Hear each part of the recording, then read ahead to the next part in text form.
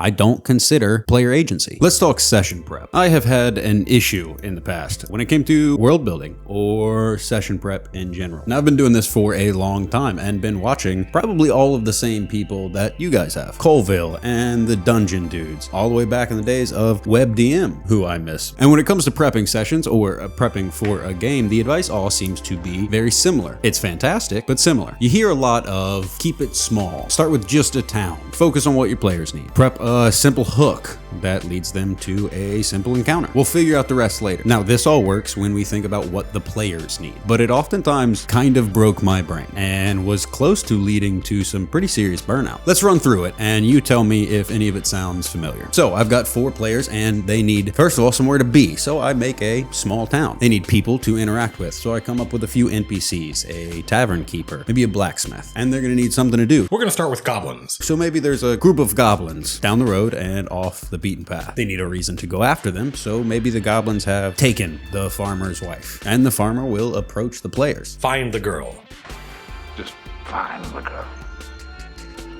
Clear motivation. And let's throw in something to maybe hook them further for a longer game. So there's an old tower a few miles from the town. Rumors say that there's been some activity happening around the tower, but we're the DM, we should probably have an idea of what's happening, so let's say there's a lich. And that all sounds great, if you can stop. My brain doesn't like to do that. Why are the goblins there? And what do they want with the farmer's wife? Your players might not ever ask that question, or maybe they will. Either way, I feel the need to have some sort of a logical answer for it, so I find one. They've been pushed out of their home, looking for new resources. Why? Oh, well, that works. Maybe they used to live closer to the tower, and now the Lich's influence has pushed them out of where they were as he moves and gains some territory. And why did he go there? Well, I needed a villain, so I made one. And what's he doing? Okay, maybe he has some plans we'll worry about later. Maybe he's even running the goblins. Maybe they're working for him. Why? What does a Lich want with a bunch of goblin servants? Or the farmer's wife? Oh, yeah, that doesn't make any sense. Why is this town here, and how does it work? Why are they asking random travelers? Okay, maybe it's a small town.